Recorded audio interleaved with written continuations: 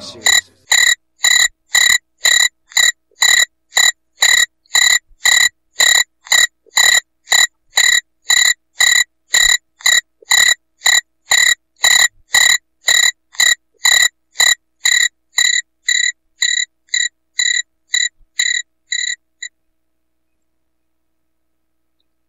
Can we get them any quieter? We hear a little stirring, quieting crickets down a little bit. People getting a little more active. I don't mean because it's 'tis the season. And Merry Krishna, Hana Kwanzaa, Rama Lama Ding Dong, Geist Mithra Krishna. Happy holiday, and I hope you all have a cool Yule as we go through the next couple of weeks. And we shouldn't forget about all family, and that is really the core of this, but we are, despite that, crickets. I don't know what it's going to take for people to really focus on the correct thing. And that said, I do not disregard those that are, as I said, we're in a foot race, and we're coming late to that party that's being held. It's about ready to be over with. And we have to do a lot of work at the last bit of it. A lot of things to go on, and a lot of awareness to be made, and there are people coming to that awareness. The pressure, as I've been saying, the storms have a silver lining. You can't disregard that tornado. You can't disregard the natural event around you eventually. Now, you may not be prepared at the time it hits, and you may actually succumb to it. Otherwise, you notice something's coming and you start to respond, maybe even too late, but you respond nonetheless. And that's kind of what I'm hoping. I kind of hold out, talk about hope and change. I hope we do that change.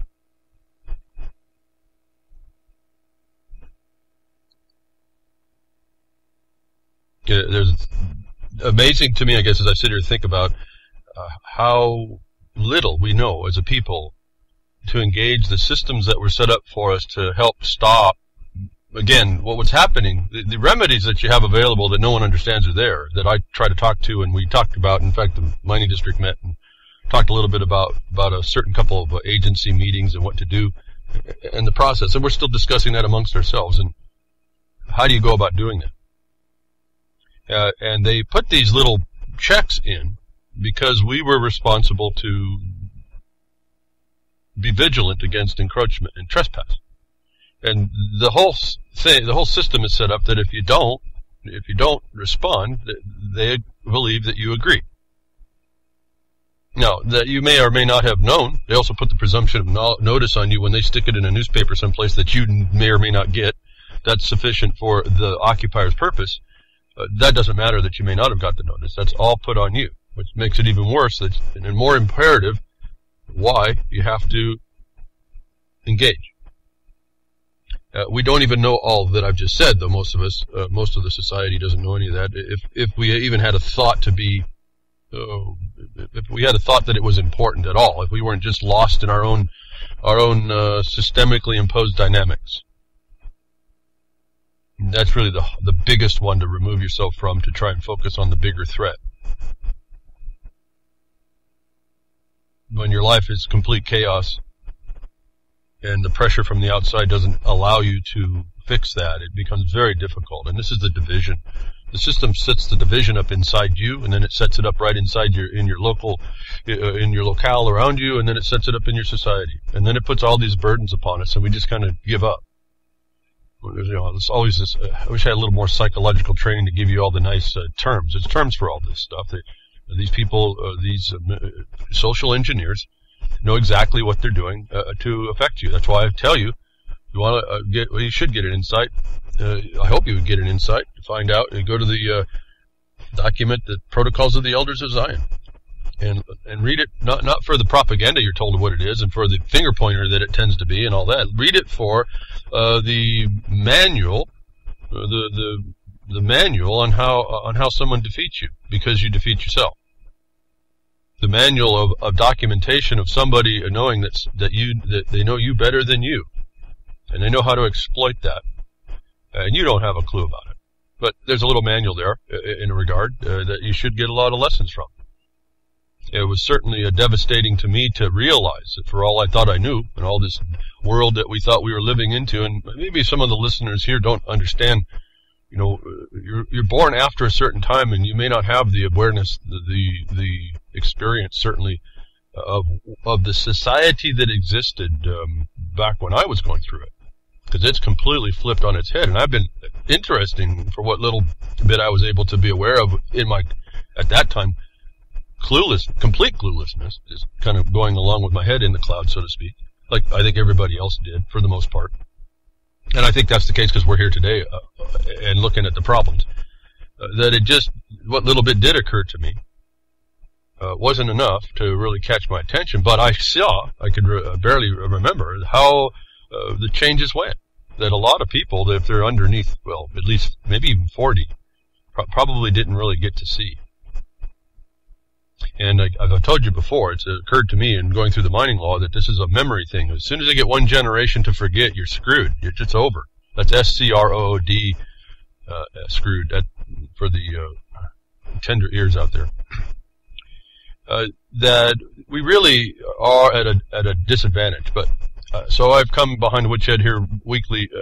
I don't know. I think maybe I've missed maybe one week due to something, and then maybe a couple weeks, if not just half a sessions, half a broadcast because of technical difficulties, just to bring up these concepts of where we're being attacked and how to look through all this noise. And now we got the internet, and it's been a lot easier. Now everything's a false flag. See, that's the other problem.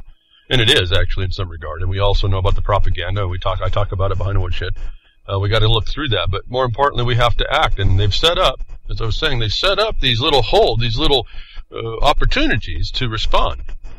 That the system, the occupier, the social engineer, used to qualify the fact that they did something for you that you could always remove or challenge what they were doing.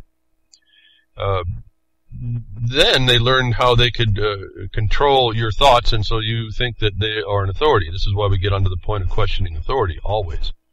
And I don't mean just like what we heard in the hippie time, so-called flower power type challenge authority and flower power and all that stuff. There's a certain way to challenge authority, and it wasn't really what I saw back in the 60s. And I was a bit young to be engaged in all that as well, but you get to see some of it, and then I remember a bit of it. But as I look at the law part of this, it was just that was just a subversive thing for people.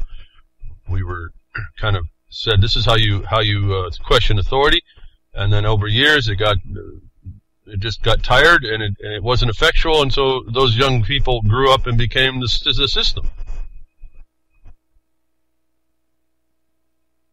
And then they became today.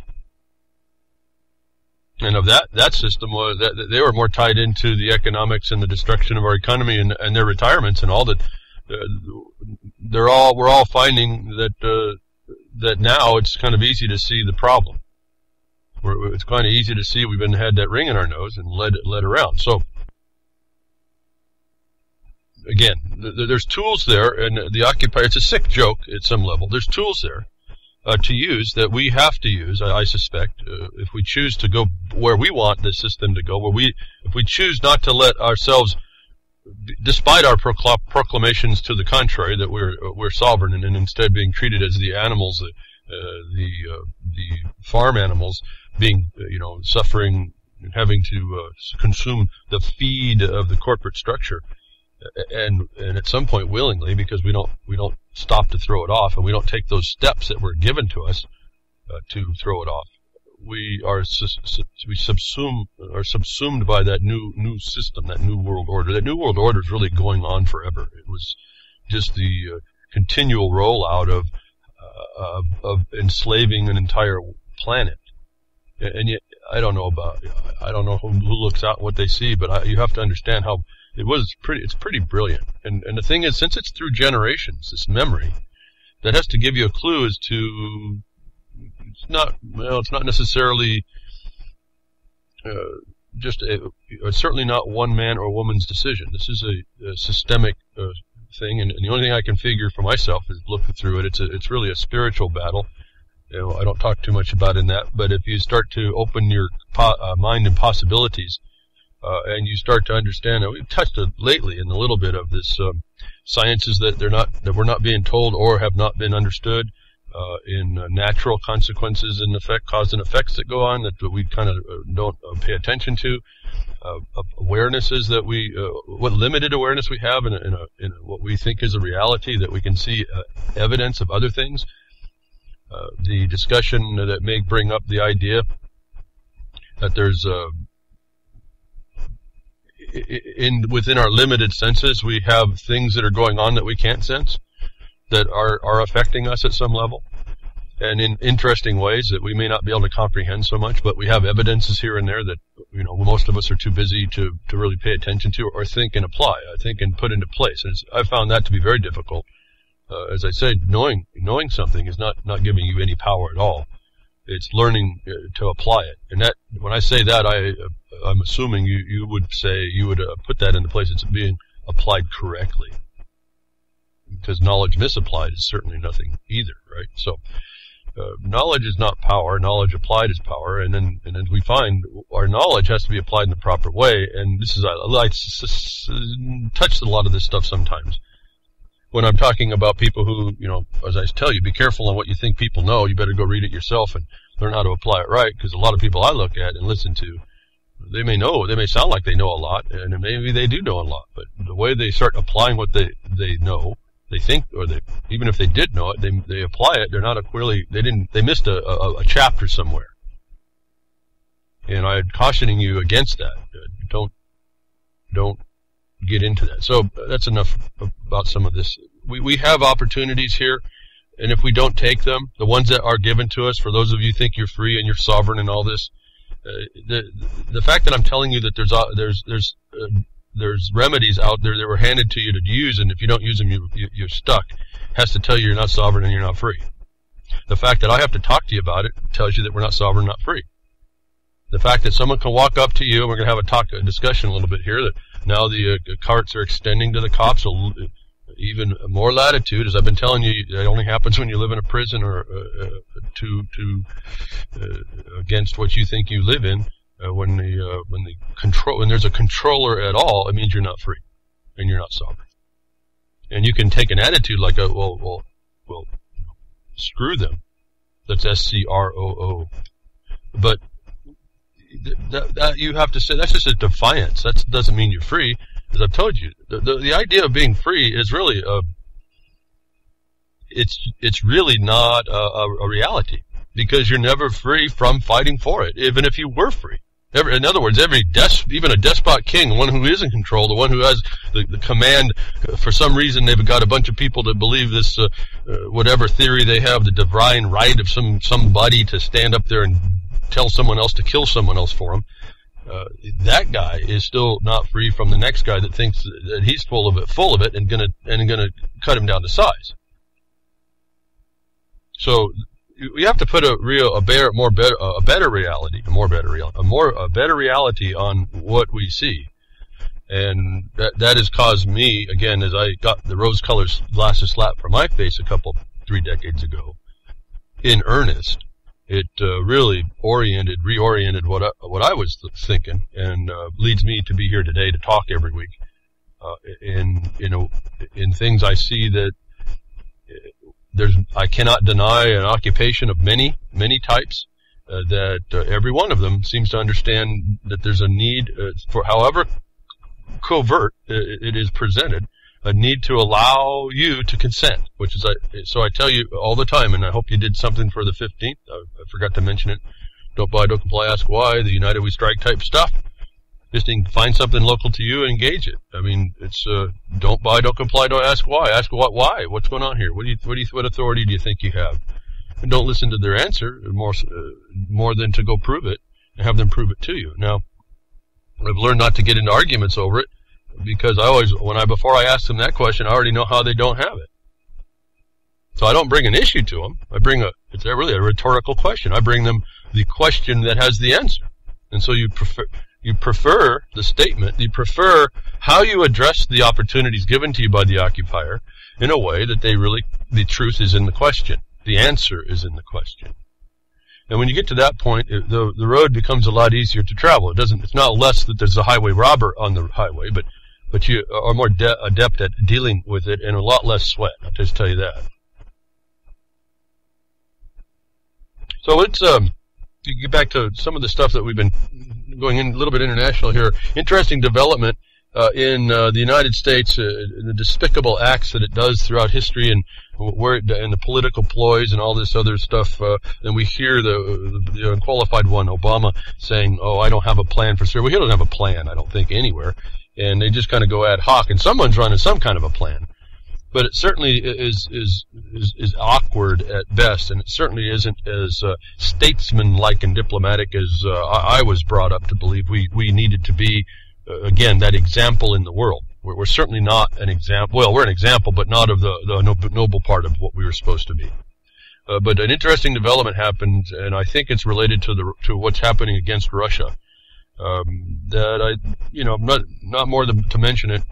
I think it's very important what's going on there. The geopolitical dynamics of it become very serious when you start to look at where this starts to lead, the door that this starts to open, or the message it starts to send. In playing, if you look at this whole, and I've heard it is play. It's all gamemanship in the world, and you might as well, and you better have your Machiavelli right next to you when you do it. So. But there's a whole thing going on, a whole motion going on against Russia. You hear what we're doing in Ukraine. It's almost, I don't know if you've listened to the Ukraine. It's as if the United States is slowly installing a United States citizenship in their government.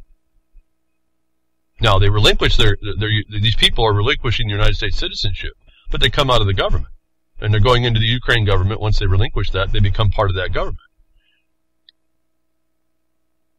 Now, how those people are allowing that, I don't know. But this is kind of what's happened here, right? When we get into the dual citizenship problem, and your country goes down the tubes, or things happen in your country that you don't want it to happen.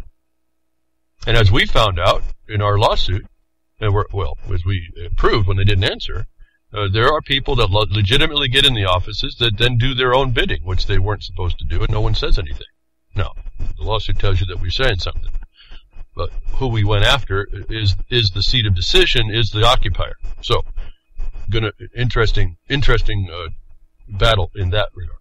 And so, there's a lot of dynamics going on in the world geopolitically that I tell you to look out there, because it's telling you that it's happening here, and that's just to give you a heads up that you need to act and respond, because there's there's opportunities given. Let's say like in where there's a public comment and the government's coming to take your property or control it. You better step up and you better make a correct comment. And essentially, as I reduced it down so that there's no mistake here in understanding how easy it really is, a lot of this is truly just sitting down and looking at the plan that they have for you. First of all, I identified whether or not I was involved in the plan, in the development of the plan that I'm being presented. And if I wasn't, that's a felony. Now, I can be nice about it and say that we're not acting consistent with law with having a plan for me before I had to input. That's number one. But number two is the process that they use after the fact is not sufficient or meaningful. And then hopefully you have some reasons why. Hopefully you understand your own property enough and how they were supposed to come better with essentially starting with your titles and your right to the land and whether or not they had the right to the land and whether or not assuming a right to the land. All that becomes a line item objection, simply based in the lack of consistency with the law over what they're trying to do, whether that be in their authority, their right, their title, their interest, whatever it is that they're trying to do. And as I said, if you are facing a government action, that a decision's already essentially been made against you without your input, and they're affecting the property or your rights or something, that's a felony. And I've asked you to go find that in your statutes. And I only hope that people go do that. You look, I don't know, they can come by many names. Essentially, it's theft by extortion. And so you're looking for that in your criminal statutes. Now, I don't lead with that. And here's an interesting development came up this week it's funny in a way because, I mean, they're criminals no matter what, but we found out if you got to know what you're doing, and it's not just knowing the stuff and just throwing it in someone's face. You can't say someone's committing theft by extortion just in the first instance. You actually have to get them to commit the crime before you kind of lay it out for them, and then ask them to not continue that. So don't jump too quick with all this stuff. You have to set up your record, as I say, your administrative record. But going back into this international dynamics that are going on that are very, very serious. I talked last week on USAID. We talked about it before, remember? Talking a little bit about the USAID was involved with that Ebola, Scarebola, whatever it is, Ebola, whatever you want to call it.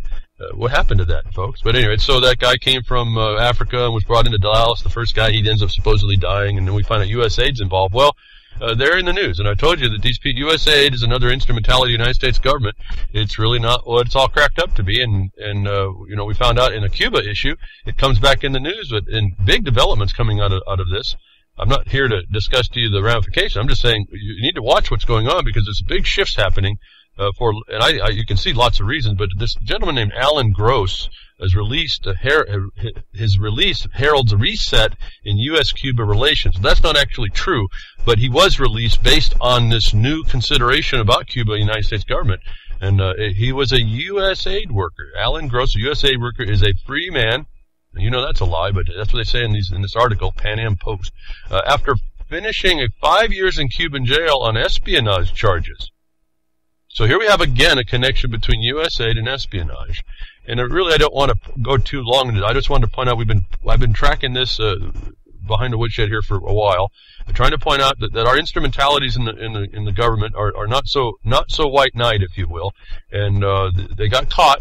And there's a whole lot of things going on with them, but silently apparently there's been some discussion with Cuba, and as part of a historic deal between Cuba and the United States government, the contractor with Development Agency USAID, see, the development is to bring the rule of law and democracy in, which means you're going to divide your country up and turn it into chaos.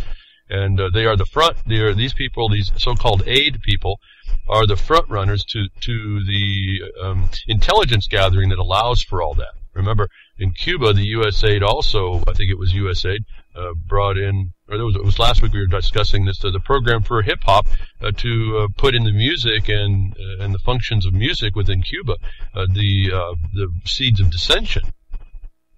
So again, USAID comes in right after this. There's a big deal going on. U.S.-Cuban relations are going to apparently change. I can't help but think it's about Russia as well. And sending the notice to all of South America and the notice to Europe as well. We have control still. It doesn't look like it, but we have economic control of this sphere of influence. So we are that influence, and so they are trying to mend fences now. The unqualified one actually got called by Raul back down in there, and actually apologizes to the president in Cuba about not calling him sooner. So a lot of disingenuousness, apparently, in my mind, to all this. There's not knowing the full entry of this, but I've never understood why we were closing doors to anybody. What's this pissant country called Cuba to us, the U.S., right? Us, U.S. And yet, that little pissant country called Cuba has been the hue and cry and I'm of resistance to the whole of Central and South America. So this breaking down has big ramifications. I see a lot of this. I don't have a lot of discussion about it more than to keep paying attention to this. And why it's important for me is looking at these agencies, these alphabet agencies that are going and doing all this rotten stuff in the world, enough to get their people hooked up and put in jail for 5 years. And there's been other people that are going to be released, and some Cubans are being released in the United States back down to Cuba. There's a big diplomatic thing going on right now. But these countries, these alphabet agencies, they're willing to do it outside. They're willing to do it inside. This is a war, and you have to understand that. I hope you're getting that. I think people are starting to appreciate a little bit more. With this weekend war report, deep behind Woodshed, defended by the Doge of War. You can click on the icon. You got some Doge coins. You want to donate to Grimner for the servers and stuff. I'd appreciate it for him, and I'm sure he would appreciate it. We just do that. You can do cash if you have it or whatever donations. UCY.TV, same way. All these people, your FM broadcasters, any of the AMs that might be out there. WT, worldtruth.org. Remember, Facebook is doing their thing. You can go join up with WT. It's it's kind of beyond me. The WT forum, the Facebook. I never did Facebook, but it's you can get in, talk with a lot of people with a lot of different ideas and a lot of energy going on. So it gives you a place to talk in. WT servers are off the continent of the United States. On top of that, so there's an idea to trying to keep things as private as possible as well. So you might consider supporting that as well as we continue to discuss the war. It's really world war going on, and battlefield America as all borders got dropped down by this supreme bully called the United States government, a little pipsqueak of a place over in Washington, D.C. Wields quite a bat. You understand? I mean, and I think Larkin Rose did this. It's the dot. I mean, go look at that video. These people, Congress, 500 people are controlling 320 million or so. Think about that. Think about that. And how they're doing it, and the condition that they're doing it. And I'm telling you, though, I can't expose it. I can just mention it periodically. Because it's very important to keep it. I want to keep you at least tacitly, almost intangibly connected to the fact that we do have a lawsuit going that we sued part of the system that was set up by that little dot. A third of it, actually, ultimately. This is not a small problem that we're facing, that in one way it really frustrates me. I think the answers are so simple. The opportunities to respond right now are there. We just need to do it, and that's part of my frustration, that we don't. The truth is that we have been educated out of that capacity. So, it's at any rate, the international requirement, because we have no borders actually, which should be, this is just one big war scene, and there would be no law. The laws fall silent, remember. But we will insist on law, because that brings peace. In fact, the declaration of world war this way is a declaration, it's a treason, it's a sedition already, where the United States is set up in its establishment and amongst itself, and what its property laws is for setting up peace. And this is the main focus I've been noticing. Being peaceful that way doesn't mean that you're a pacifist, and it doesn't mean that you shut up and let them do what they want. It actually means you're back into that position. If you want to feel that you have a control over your property, there are going to be people that are going to come in and trespass and invade it, and you have to be able to be willing to protect it. And if you're not, then what's your discussion? I don't know. At some point, if we're not going to stand up for ourselves, and then why are you anywhere? Why are you complaining? Why are you not complaining? I mean, even people who we would identify as overtly slaves, they wouldn't maybe outwardly complain, but they didn't keep quiet either. And here we are, a whole nation of crickets. Now, something's come up also in this war against us, and it's kind of interesting. I've told you this is an incremental battle, and so they don't take it all at once, and they get you to believe that they can take any of it, and then they do, and then you just shut up, and again, the crickets, and they think as long as they're hearing crickets, they're sneaking around, they're not disturbing anything, right? So that's the law. But something came up I wanted to discuss a little bit today in this war that we're in, and the courts and all that. Despite all the incursions, there's these decisions that come down. They get a little bit more territory, and then they're resistant on another, and I think that's just part of the pressure valve thing.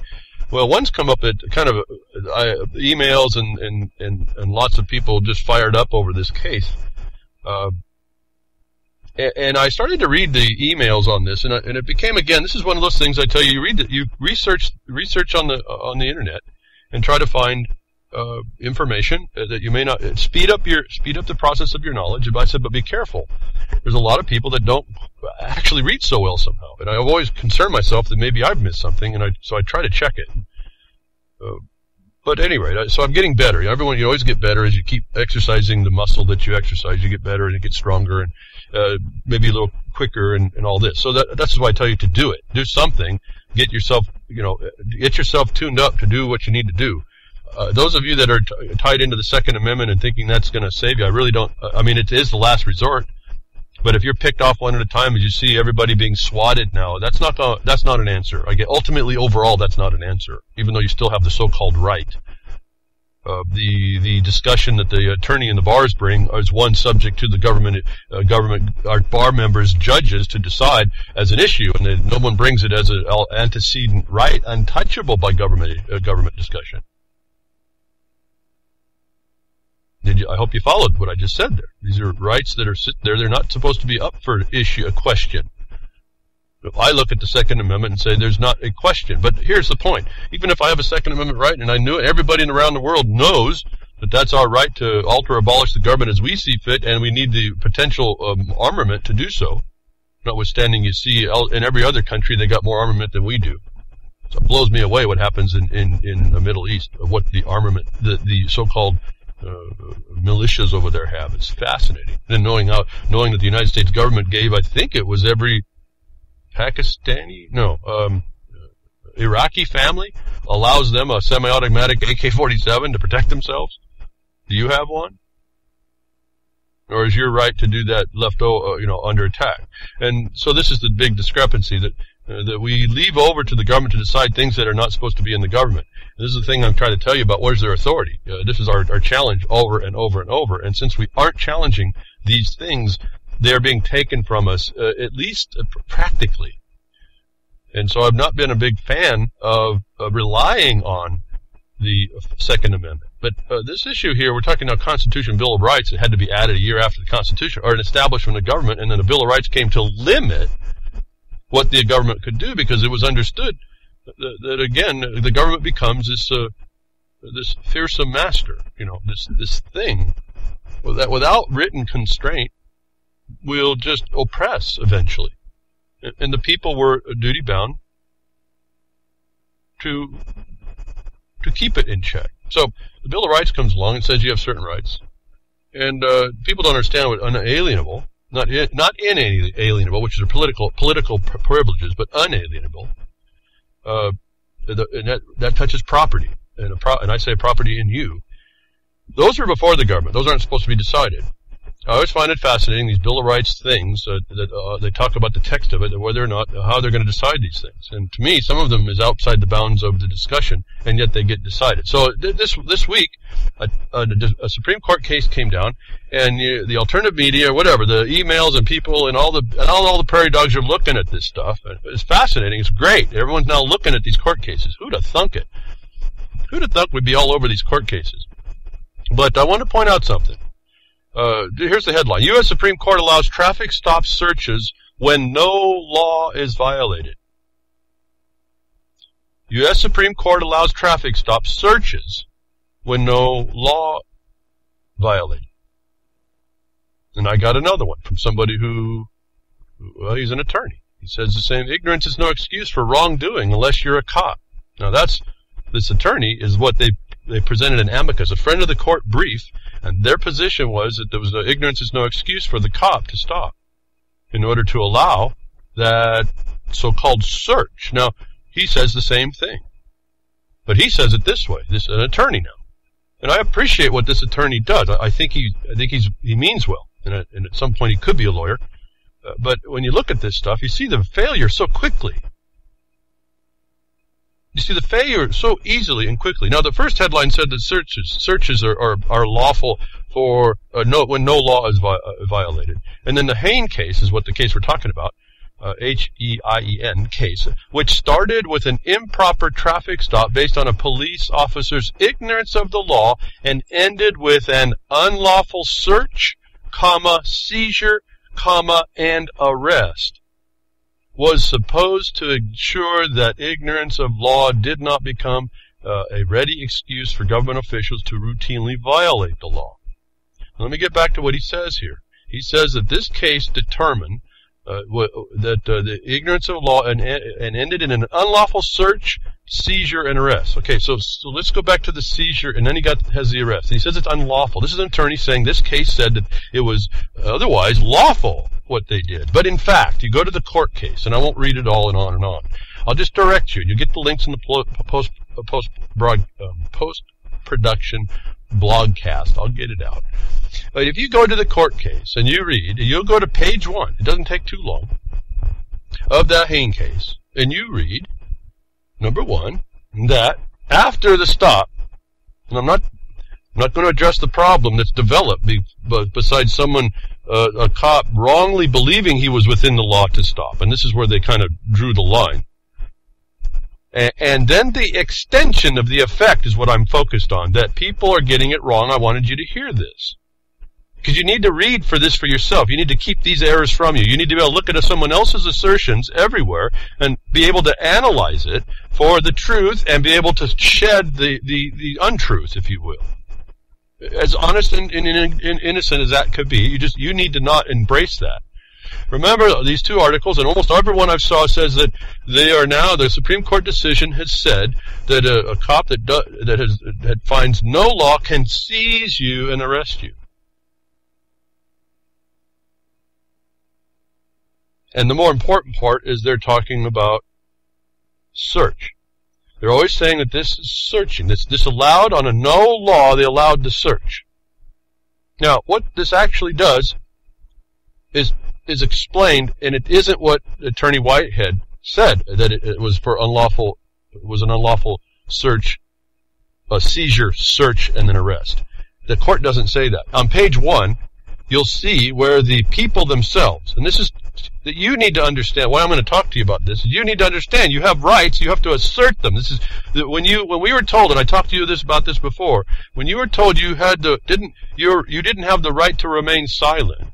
Upon your right to remain silent, that was noticed to you that everything that you assert has to be orally done, or at least in writing. I mean, some proof of assertion. Your rights aren't addressed by silence. That on page 1, the case summary, or whatever the decision here, this tells you that after the seizure, the complaint on the websites and all the email that says they were allowing unlawful searches by this. But after the seizure, you'll see on page 1 that the operator, so-called, the one with behind the wheel, gave permission, consent to search, and then said, hey, but the owner of the vehicle's in the back seat, asked him, and he gave consent to search. And then go to page 5 on the decision, you'll get in a Blogcaster page. Or find it when you just type in the name, you can find it. It says on page 5 that they didn't shut up. They talked and talked and talked. And so this, immediately, you should not come to conclusion that this allowed for what would have been an unlawful search of the vehicle. This should not be read to say that even though a cop doesn't have a lawful reason, they find out later that his reason may be well found, but it's wrong, well intentioned but wrong, that means he has the right to search or to take your oral discussion with him.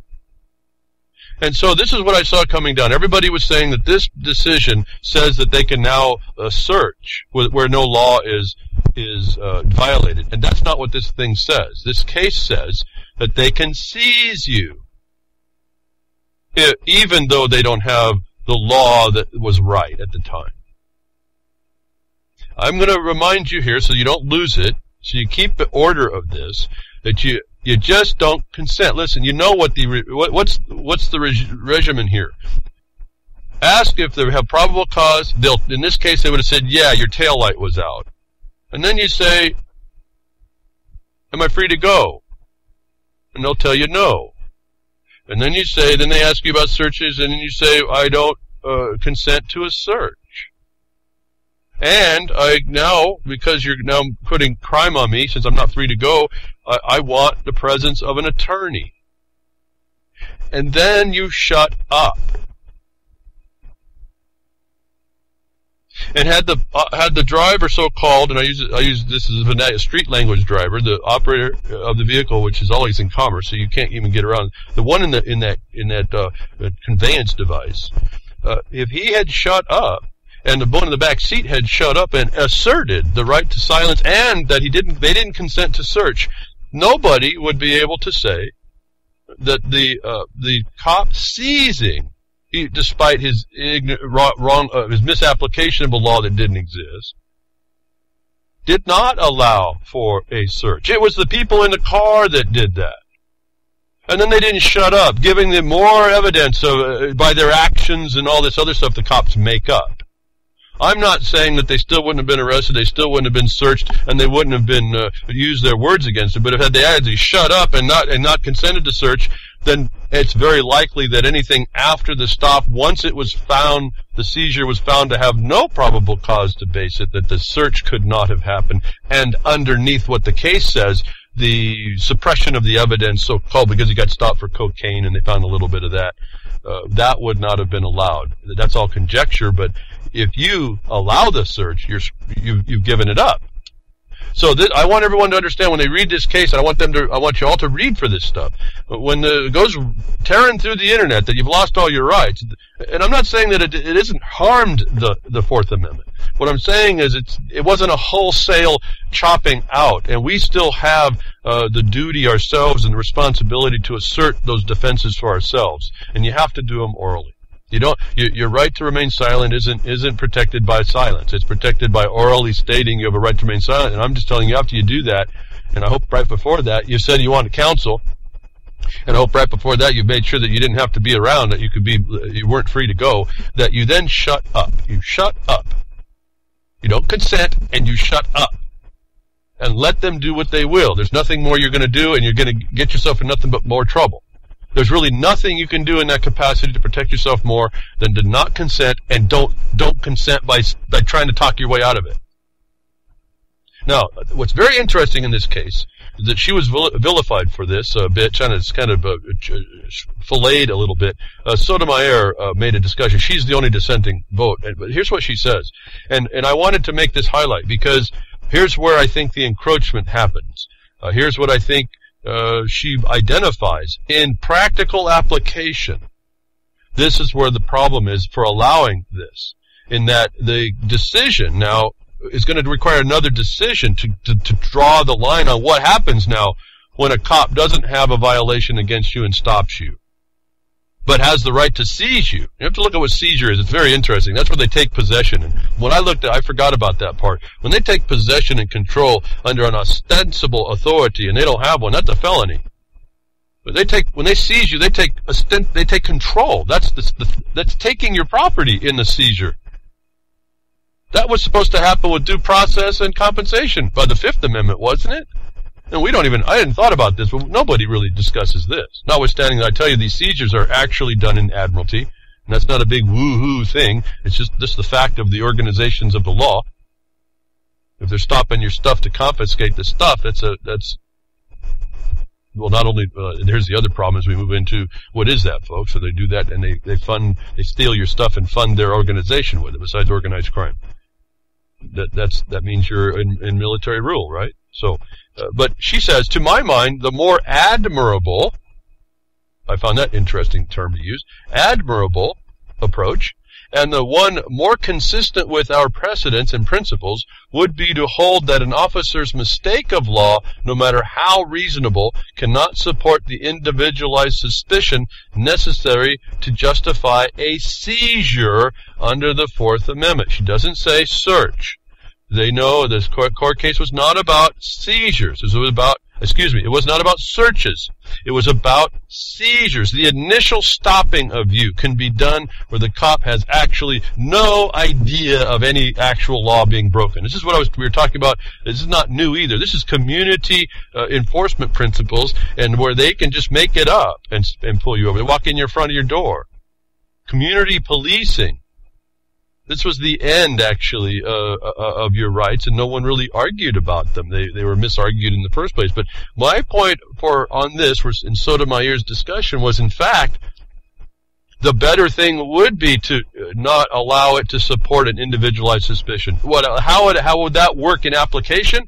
They would stop you, but the cop couldn't use anything subsequent. They can't push on you to have to assert your rights. There ought to have been, at that point that is found out, despite the fact they found anything on you or whatever they did and whatever they found, that should have stopped. The actual lack of probable cause, even after the fact, should have suppressed the evidence that they sought to be suppressed.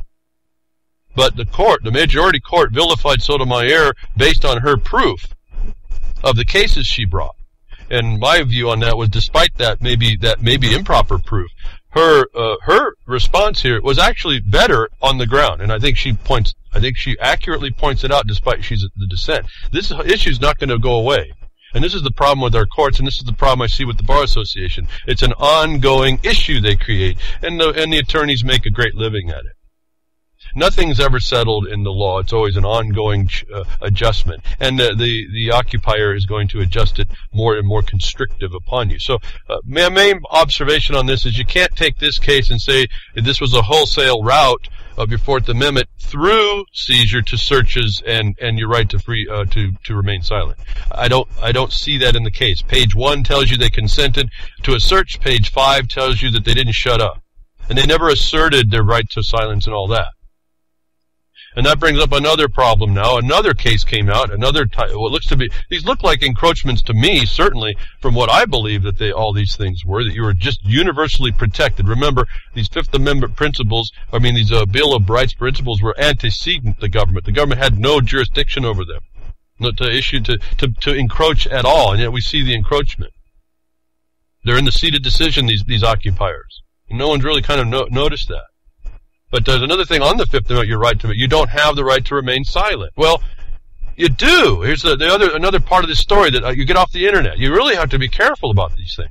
The Supreme Court's terrible and dangerous ruling this week on the Fifth Amendment. Well, yeah, it was kind of terrible, and it was dangerous. It's dangerous to the extent that if you don't know what they're doing and adjust your response to them, you will fall prey to this new adjustment to what this problem is. And what this essentially is, I won't read it, boy, time flies, here are the facts from Salinas. It's a Salinas case versus Texas. 2 brothers were shot at a home in Houston. There was no witnesses, only shotgun shell casings left at the scene.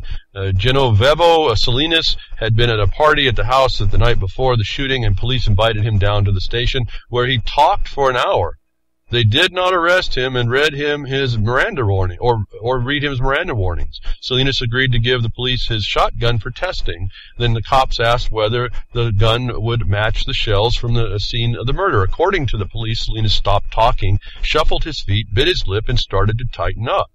At trial, Salinas did not testify, but prosecutors described his reportedly uncomfortable reaction to the questions about his shotgun. Salinas argued that his Fifth Amendment rights. He argued for a violation of his Fifth Amendment rights. He had to remain silent, and the Supreme Court had previously made clear that prosecutors can't bring up defendants' refusal to answer to state questions. This time around, however, the Justice Samuel Alito blithely responded that Salinas was free to leave and did not assert his right to remain silent. He was silent. But somehow, without lawyers and without being told his rights, he should have affirmatively invoked his right to not answer the questions. Well, this is back. You cannot remain silent on your right to remain silent, isn't it? This is not the wholesale destruction of your right to remain silent, as this article and a lot of people are discussing about this case that maybe no one's ever heard. You need to really look at these things so that you are defeated in your psyche, first of all, and then in your response, you need to be bolstered, empowered with the focus that this makes on something. I told you that case, your right to remain silent isn't invoked by silence. I told you it was exactly right. I thought that was a good case because that forms in you the duty to speak, to assert, and to be assertive against these people in that way, not viciously, but in a rights assertion point, makes the responsibility of you to know your rights even better, and I think you become stronger. Again, as I tell you about that bag o' law that I formulated a long time back for mining law and such, when I'm dealing with the whether they're federales or if it's the local constable, the local sheriff, and whether it's a local code enforcement officer, I have my bag o' law. And it has all the law that I anticipate I'll need for a place I'm going to be as a miner when I go working. And I only make up what I can make up and hope that I have the law in my bag. But you know what? When you look at the situation, you can have that in your bag. I've been telling you all have to have a bag with you when you travel now. And it's got to have these little highlighted cases. You don't need to have the whole case. You just have the part of the case. And you highlight it and you remind yourself. And as I told you, it's broken down pretty simple. This case proves what I said just before, that you have to assert your right to remain silent and then shut up. In this case, now they've conformed it to the fact that that can happen before they even tell you. The other case told you about the right to remain silent. They've taken away the need for the state to give you Miranda warning, which meant, I told you, that just means you just go to the point where you can't trust the government. You tell them that, and you tell them, assert your right to remain silent, ask for first I would say you have to ask for counsel, assert your right to remain silent, then shut up. Don't consent your stuff to the government. Don't give your shotgun to them. Don't talk to these people. When they want to know why you're not talking to us, say, because I think you're a criminal, and you have all the right in the world to be a criminal, and the government's giving you that right, and I don't talk to criminals. So I'm invoking my right to remain silent, and I need an attorney. So that's it. And then you shut up. You don't give over. It's like the right to serve. That's like the other case. He gave the shotgun like the guy said, search my car. Here, search my shotgun. That's speaking now. That's giving evidence. Now that the line has been brought back for the state, the government now is all, you want to know who's sovereign? You ain't, I just tell you. Now the line is such that you cannot, I would have this case, in fact, I would highlight a couple parts of this case so it's easy for some 80 IQ mentality cop to read. Nice big bold print. I'd pull it about 14 points so you can see it like 10 feet away. And I'd say, this statement right here from this court case says, I can't trust you. And it says that I have the right to demand counsel, and I assert my right to remain silent. And then you shut up. And no, you can't search anything. Because in this case, he was what? Free to leave. So this is what I was telling you about the point of first contact. You have to get on the record orally between you and then make a written record of it later. If you don't have a video recorder, even better. Or an audio recorder, even better. Or make sure you're standing in front of their car so that you get it on tape what you're doing. You don't get yourself walked off the side. How would I stop that? Well, I would try to. No, I do not want to leave from the camera that you should better have rolling, because I want this to be recorded. And you bringing me off of the side of the camera and the audio, if you're wearing it too, is bringing me a tampering with evidence. You have to be cognizant of the condition that you're in. It's on you now, is what these cases tell me to tell you. You haven't lost your right to remain silent. You just have to invoke it as soon as you address these thugs. You haven't lost your right to not consent to seizure. You just have to not consent to it, orally. You haven't lost your right to remain silent at any point. You just have to assert the right and then shut up. I would ask you, before you shut up, to ask for counsel. Not attorney, not lawyer, but competent counsel for your defense. And if they want to talk to you in your face, whenever, you're tampering with a witness. And then just keep shut up. You know, I wouldn't even say that. For me, I'd say it. For you, I better track back. For those of you that read this stuff and think it's what you're told over the internet, you need to understand the new set of rules. As soon as you meet these people, and I'm saying you should have this little case written in a piece of paper in your back pocket or some baggie that you can. I'd be careful because you might get shot reaching for it. But at any rate, this is why we started doing things like making T-shirts with these things on it, so we can just point to it. And that's not a joke. We have one. You put as minimal words as possible to convey the idea, and you just point to it. Now they're given notice at the point of contact about the point. If I was wealthy, we'd probably make a whole line of behind the woodshed products, wouldn't we? Point is, we do this. This is experience stuff.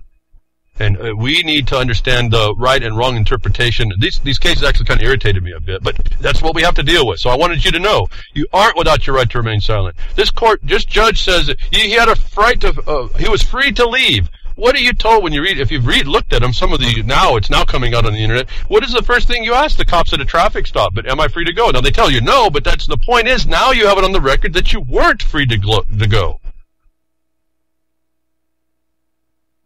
Not that there was no evidence that he was free to go, what the judge saw. because there was no evidence to show otherwise. And he was free to go. He admitted and consented to everything that happened to him. I'm telling you, they are now adjusting the line to the point of first contact at all. It's kind of what I told a woman. I finally figured out what was going on in this child services stuff. And looking at a long time ago, I used to try to help. It's real difficult to help, but you do what you can against this atrocity called child services. And I told you I got beat down a bit trying to do a documentary exposing child services for all the nastiness you see coming out of it now. As I told you, I could predict what happened with Sandusky, and I said these people that are involved also jump it over to into Europe, and that exposed. That was within weeks. It was the BBC opening up. You've seen the can of worms has opened up. I was able to, if you will, predict that because I had found that this child services problem, the crime within the so-called law, and all the players. It's in the agencies, it's in the personnel, and it's in the judges, it's in the attorneys. It's everywhere. It's rampant and replete. Well, in trying to produce a documentary to expose that, I got clipped pretty good. Notwithstanding that it's coming out now, but in trying to keep people and families from being oppressed by the theft of your sons and daughters, a long time ago I was trying to help people, and it came down to this. At the point and I'm going to say it to you today, if you, especially women that are without men, they've really destroyed this protection system that is inherent in a nuclear, if you will, family. If you are contacted by a CSD, or someone who proposes to be CSD, or a cop saying that they're doing child service, or anybody that says that they're interested in how you're treating your so-called child, you tell them to go away and bring back a warrant. First of all, you do not open the door. And when they leave, and they'll try to press you, you press it. I'm not speaking to you. I'm remaining silent. Give me a lawyer. And I'm not opening the door until I see a warrant. When they leave, you have to skedaddle. You have to get out. You are not big enough to fight this. You have to pick up, as long as when they go around the corner, you're packed up and going the other direction. And you leave. You have to. That's what this is about. This becomes a point of first contact, assertion of your right to be free. You have to run. They will. Now, this is on child service. Don't do this. Don't run when they got a crime on you and a cop's looking at you. I'm talking about agency situation. Why? Because you have to know that you are free to leave. You have to assert that. And I'm going to tell you something. The only woman that actually ever listened to me and did that, everyone else thinks they can fight this. There's no actual tool you can use against this oppression. It's a systemic syndicate. She's the only one that still has her sons and daughters. She literally picked up and ran. I said, I don't even want to know where you're going. And I didn't. I didn't for over a year. She finally found me again. And she said, thank you. Because she found out later that they came to her house again, and they had a big old contingent of people come steal her stuff, beat her up, take her stuff, take her kids. They couldn't find her. And because she ran so quick, they didn't have jurisdiction. And she had to hole up. It was difficult, but she did it. And she's the only woman that maintained her sons and daughters. The help showed up. I don't know how the help. I don't even know the full of the story. I didn't care. I didn't want to know. But this is what we're up against. This is where you're looking at these cases telling you it's coming to the point. You're going to have a first confrontation in words, in presentation of authorities counter to what they're bringing to even have a chance. And as soon as you can escape their plunder, do so. In this case, consenting to hand a shotgun to a cop is suicide, literally. And so, I just wanted to let's get back to the point of these.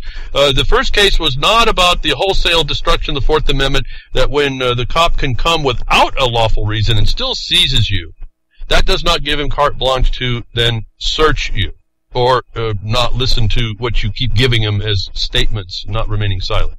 This issue is only saying they've dropped back the line of when silence must be started to the point of first contact for anything.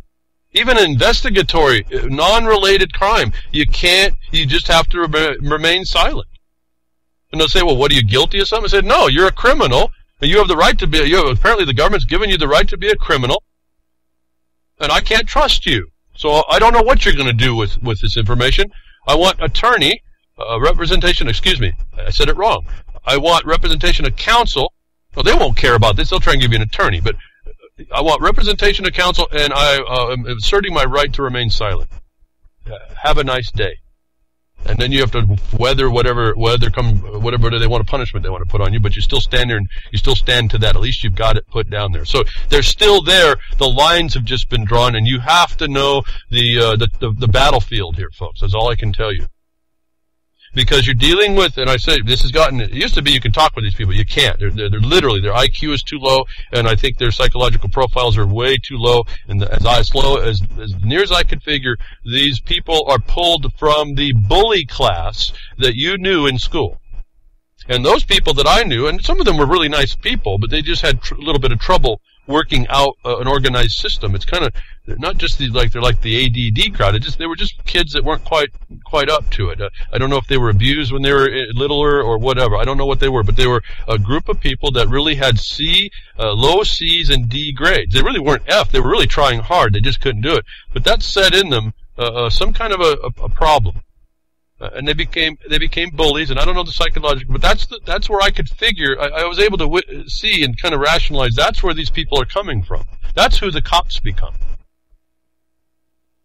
in our society. We got cops that are not even grown up. Is the whole point.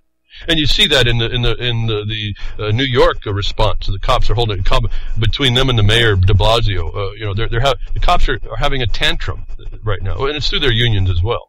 But you're dealing with this low-level mentality, no respect for nothing. If you get me there, I know it's not grammatically correct. Go with me.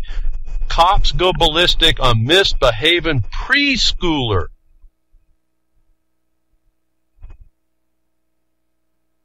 Do I need to stop and say any more? Actually, 4-year-old handcuffed, shackled, and hauled off to the sheriff's office. This is the mentality you're dealing with, from the school through the cops, on a 4-year-old preschooler. Officials at the Virginia school turned an allegedly misbehaving 4-year-old preschooler over to law enforcement, where he was put in handcuffs and shackles in order to talk to jail inmates, according to a legal group intervening in the case. I don't even want to read it anymore. The title says it all. This is the world you live in, and so I will ask again, what kind of a world is that some so-called sheriff would do that to a preschooler? I mean, I want to argue that, I want to make more discussion. I'm fighting, not discussing how stupid and how abusive this is. So I'm going to move on. I want you to know this is the world. I want you to really settle down and ask the question, what kind of a world do you live in that allows this nonsense, this abuse as some kind of an authority? You know, you and I do it, it'd been all over. These people are getting away with it, and I've told you why, but are you going to, the next following question is, do you continue to stand for this kind of stuff around you? And I'm telling you, if you do, and you be silent on this nonsense, it's going to get worse, and it comes to your house. Not as a threat, I'm telling you it's a fact. I've tried to help enough people to know over the last 3 decades that this is what goes on. And I've told you, I kind of hinted at, we were talking about what kind of a world are we living in, not what we were told, and not what we think. I said you live under military rule. This is not a joke. This is martial law, already working, not coming. It's been here. I've given you the Lieber Code. You can go read it. I leave it on the bottom of my Blogcaster page for everyone to go read themselves. I can't keep it simple for you. Start at Article 1 and then jump down to number 10. That should tell you the whole thing you need to know. And then at this point about this military rule that looks like it's not, but it is. You need to go a little deeper into, and I don't remember which article it is, but you need to find out what the ramifications of an officer's transgression in the law of war, nonsensical and oxymoronic as that is. Remember, in times of war, the laws fall silent, but there was a law of war nonetheless. as nonsensical as that. It gives you a guideline of what goes on. That this next story comes into that part, and I don't remember the article. Read the Lieber Code enough till you find it, and you can see what I've been talking about. Why, and this another evidence of it, why the cops are not getting hit, why they are not going to be, it takes a ton more to get the cops. The privilege extended to the cops here is just beyond absurd. But this is why. If you look at the Lieber Code, it tells you exactly why. Here's another story proving it all. Grand jury awaiting decision in a Jose Walter Garza case. 6 Laredo police officers involved in the shooting of a man on Laredo's west side will not go to trial. And this is a gang, okay? Not one of them could figure out that something may not be quite right, but no, they're not actually. By legal, the district attorney says that in any situation, this is a murder. So now the district attorney's trying to do a political statement here. He should have, instead of going to the grand jury, he should have just went ahead and indicted those people. But no, this is the system protecting those officers. When you see this, it's really simple to see how there's game playing going on for propagandizing you at every turn. However, the exception is the right to use deadly force, and police have that right. There it is. I feared for my life. As I told you, we need to now remove that. We need to make an initiative referendum or legislation that says you can't use the fear you cannot hire a cop that's in fear for his life to begin with at every turn. You can't hire a cop if he's in fear or seeing a gun at any place, because that's supposed to be the oath he took to recognize that everyone should have a gun. So you can't be afeared of it. That someone is holding one can't be afeared of it. And anything else they fabricate underneath this license. That there needs to be a law that says if you think you feared for it and it was unjustified by the fact that it didn't actually exist, you at least go up for a negligent homicide. We need to bring the line back, and we're the only ones that are going to do it, unless if we don't, they're going to continue to do this. 6 cops, and this is that one story. It was in that gas station that the guy was sitting on the couch. He had a BB gun. Now, when we go through it, I can talk about all. You can read about it. So the cops show up and then they gun him down, and they were told it was a BB gun.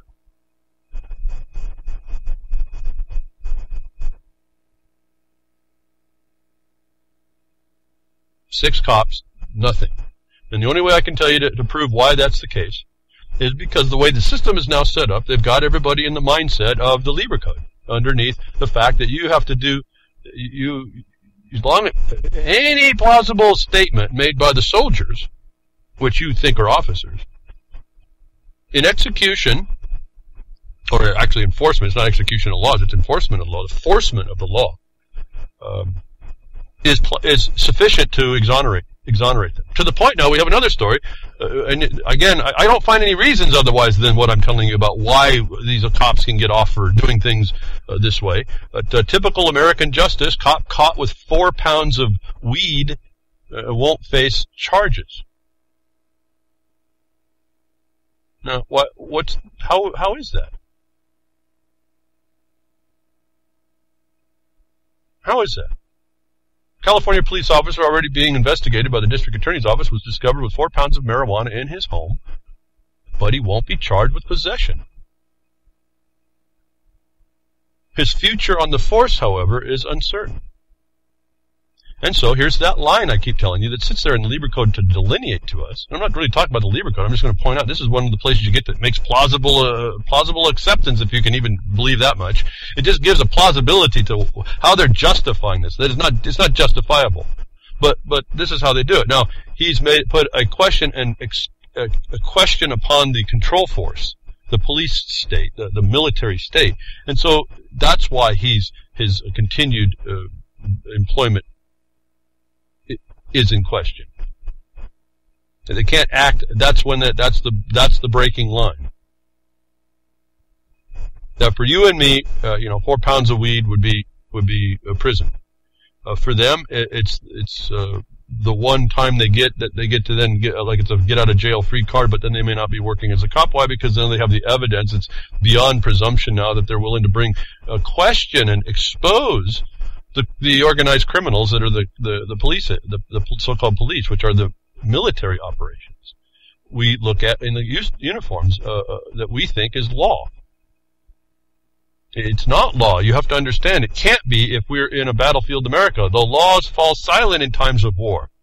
Now, and that's why I say it's an oxymoron that the law of war exists in the Lieber Code. But there it is. It gives us guidance. Okay, as I said, keep reading these things as a guidance. Now, you've heard me say about this military occupation, and there's many occupations, but this is military occupation. To me, I mean, for years you've been hearing me say this. To me, I just wait for the proof, and it comes again. Over and over the proof is. Now we hear out of a recruitment position from the California Highway Patrol that it describes itself as a paramilitary organization. The California Highway Patrol, folks. California Highway Patrol is a paramilitary organization. They describe themselves that way for the purposes of recruitment of people, and they're particularly recruiting militarily trained people, army people, military people coming from the wars, the bullying and brooding that we do across the world. Again, I won't read it. The point is that go look at the definition paramilitary. It says as military. Well, if you don't think that's military, then I want you to go to look at the definition of a Federal Reserve note, and it'll say as money. It's the functional equivalent. Don't care what the words say. The Highway Patrol, folks.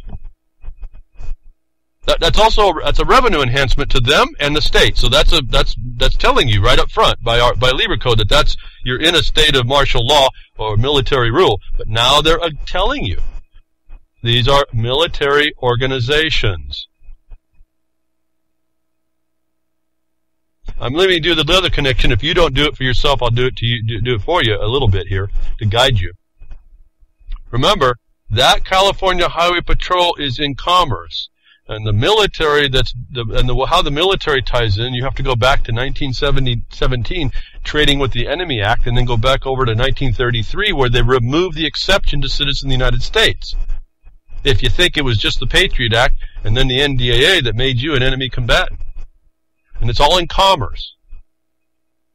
Now a lot of times they're not smart enough to, and the judges they can't expose it if you tell them that you're not in commerce like we do in mining. Mining and other productive uses are producers, not commerce. No one really understands that. Well, few of us do for sure, but the system doesn't. And we position ourselves in that point, and the law can't touch us that way. Because producers are lawful, period. I mean, we're not criminals just because we produce.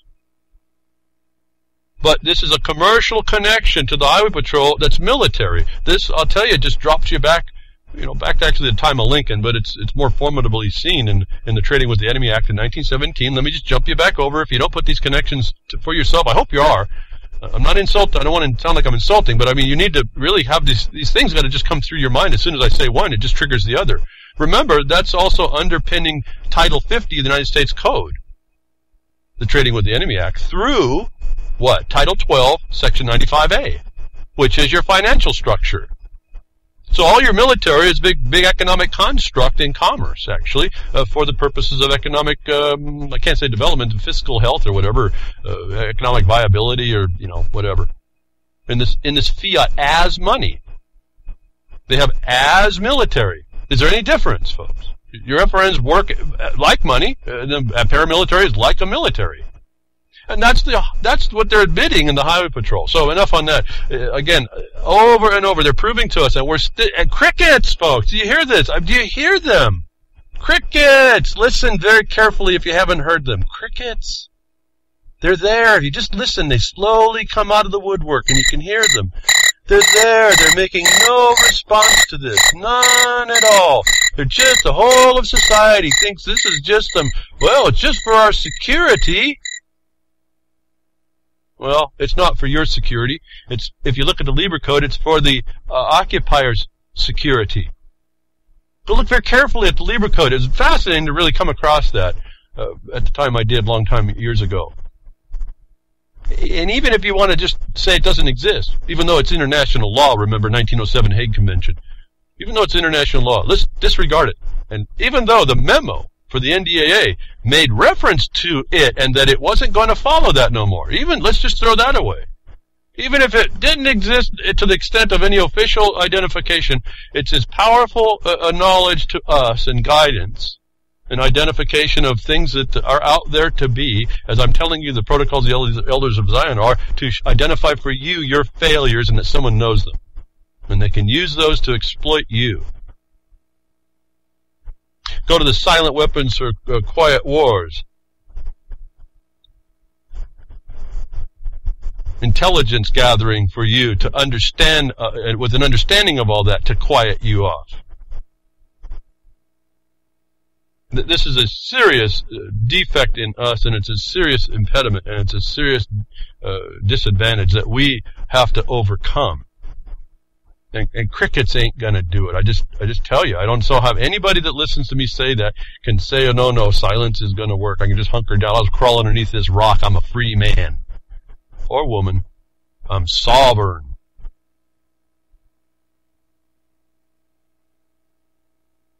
Now, you might be. I'm not saying that doesn't exist. But you have to then understand that someone's invaded your territory, your space. And as a sovereign, you have to figure out how to defend yourself. Why? Because being free is always under attack. You are responsible to keep your freedom.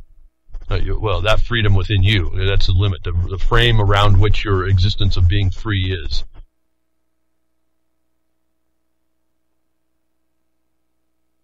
Innocent man raided, tased, beaten, and shot by corrupt SWAT team who lied to get the raid. Are they corrupt, folks, or are they just the system?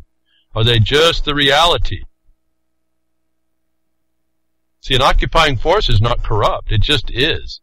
And you have to throw it off. A completely innocent man was shot, tasered, brutally beaten, and had stun grenades thrown at him by vicious and incompetent SWAT team officers. Are they incompetent? They got to him and shot him. They took him out, didn't they? Or they didn't kill him. They got to him, didn't they? So, it is, again, you have to read between the lines that the SWAT teams will go after innocent people. How do they do that without accountability? I want you to go look at that Lieber Code. It's one plausible, to me it's a plausible reason. There's a couple of others, but this is easier, that's the black and white, I don't have to go through much discussion. And I told you, as this goes on, well back, and in line with Larkin Rose's question, when's it time to shoot a cop, and, cops are cowards and all this other thing, and even despite the fact, well, some cops are good. Well, no, I don't think they are, actually. And you'll see what happens when cops are good. They're not cops. And you'll see what happens to them if they are trying to be good cops. I got a story coming up to show you that you can't trust the government, all right? But back to the point of when do you assert your rights? At the point of first contact. But remember I was telling you, it's going to come to a point, and it's coming to a point, and they may want it to come to this point, and it's going to come to this point anyway because we're not real together with ourselves as people. We're not sane all the time. That I told you that at some point a fulcrum point will be crossed, and the least stable among us would start to go after the cops. I told you, I don't know when I told you this. I just found out when I was reciting cops, Larkin Rose, when's the time to shoot a cop? That was like back in 2012. Boy, has time flown. So whatever it was, I've been telling you that this would start to happen. I think we're starting to see that. 2 New York cops murdered in execution-style ambush. It was in New York. It was done, I think, Saturday.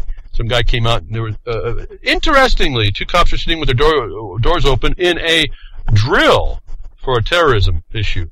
So, again, a drill is connected. It certainly brings up the false flag matter immediately, or a plan to, this could actually be happening, but it's planned. Planned to be this way so that they have dead bodies and everything, but you don't realize it's to get the next guy to go do the next thing or give them the next power, to the next security feature to throw down on you. What I am impressed a bit about this story is the dichotomy between what they say the SWAT team gets to do to kill you and beat you down, and even cops now just execute you. And yet the cop sitting in a car being walked up to and shot is an execution-style ambush. The descriptors on all this is really fascinating to watch as they continue to use these crises, given that the cops die, and then the least stable of us is now acting out.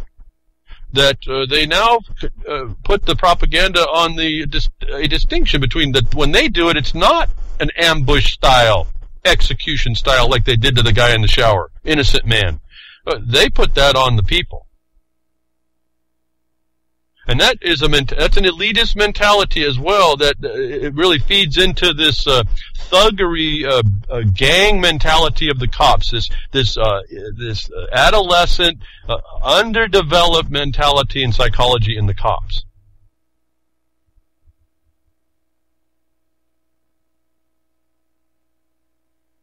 So you see the dynamic, how this works. There's people that are playing. I can't see that they're not playing this. This is happening too consistently. So also, I don't know. I just got word here through I think an email or something, that there was at the same day there was another cop that got a gun put in his face. Although that gun, and they said it. They put all the words like the guy was in threat. It was almost almost assassinated. They used the word assassinated on these other two people. Assassinated. Well, how do you do that actually with an empty gun? So there was actually no threat, but the propaganda is that there was this another action that somebody put a gun in a cop's face. So here we are. We're at that day, folks, and I wanted you to be. I don't know what we can't do much about those that are not very stable among us, but that's going to come down, and all that's going to be used to constrain us even more. And I just want you to keep track of that so that you see how the lines are moving, the shifting goalposts, that you can keep up with this. And maybe one day when you're faced with something, you have at least a word in your mouth. If you just keep sitting around and it finally meets you, instead of you going out to say, I'm not going to allow this to come here in my place, in my town. We're going to stop this nonsense. We're going to come up and we're going to come together and we're going to figure out what rule we can put together, what ordinance we can put together, so that this type of nonsense isn't the system doesn't allow itself to put so much pressure on people that the least able among us break. And then that gives the system some more ability to plausibly throw more so-called security into the mix, and it's not for your security, remember. Yeah, when you hear that the argument, has been coming, that you hear that, there's got to be good cops. In some regard, small regard, I do believe there's good people that are cops that did it for the best reasons. But here's a story that tells you why there aren't really any good cops. Because when you find a good cop, in this regard, a cop stops fellow cop from choking a handcuffed man. She was then beaten and fired, to let you know that there aren't no good cops remaining in the forces. Because if they do speak out, they're going to get beaten and they're going to lose their job. They'll be fired. Because now they're the embarrassment that exposes the system I've been telling you is trying to hide itself as being a military operation that has carte blanche right to execute people, as long as they have a word in their mouth about the plausible defense that they needed to the reasonable so-called force. It's actually violence, and it's not ever reasonable. It's a felony, their assertion of that. Like I say, if you can go anywhere, any place, start doing this. Go and find out from people how you make legislation. It seems to me the green groups tend to get this all the time. Here, I'll walk you through the process of getting legislation in. Here, come see your congressman, or here, come see your state representative. We'll do that. And they get carte blanche. You need to get that access, and you need to formulate in your mind how you're going to stop this problem where the cops are using the felony of the words, the unsupportable words of "I feared for my life," to be able to use that as a license to shoot and execute people just because they say it. Or put it on a record and a tape because they know they got their tape playing. He's going for my gun. He's going for my gun. That is a felony statement where it then diminishes the other man's rights and life. And we don't have people looking at this yet in this regard to start to draw the line for us in the law.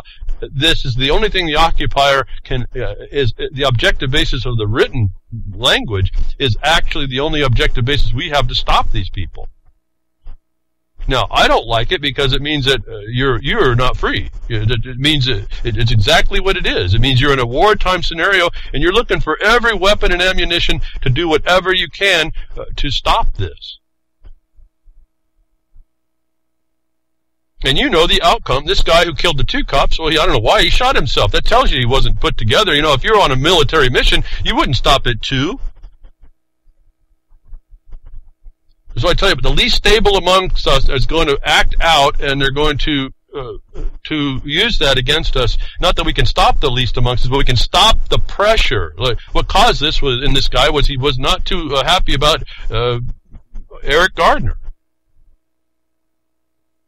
And we're watching that line develop of when is it too far? When's enough is enough? And this is, I'm telling you that right now we better step up and declare what that is enough. They're going to go and push it beyond this. Cops inside will be beaten up and fired for trying to stop other bad cops. That's why there's no cops inside. I'm just going to tell you that. They're all complicit. There's the evidence, I guess, as I say this, and we bring this stuff up, and I just try to show you these things. If you're trying to rationalize you don't have to do something, I'm saying we have to do something. Let me say it again. Find something that is just violates you so much. It's a wrong that you just know needs to be righted, and be the one to do that. As I told you before, when dealing with agencies and these people that tried to come after you, all you have to do is in your mind formulate what they're trying to do, and then identify whether or not that's actually consistent with law, your rights, your remedies, your property, or some neighbor's property. And if that is not that proposal is not consistent with some authority that you can find that's written down in a constitution or in another right or something antecedent to the government, before the government, you state that thing that they're doing in the policy or the rulemaking or legislation, you write down how that's not consistent with the law, how that is in conflict with the laws of the United States, and you sign your name and date it and send it in, and you persist on that point. And if they ever make that legislation and never address the illegality that you perceive, you then sue to enjoin it. It's supposed to take it's a 14-day process. In the meantime, you're educating. More importantly, because I say, oh, well, that's not you're going to trust the system to do that. No, I don't.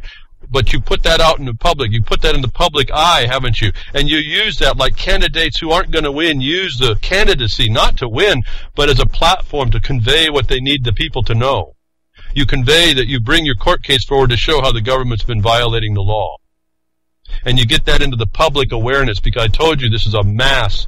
The people as a mass have to respond.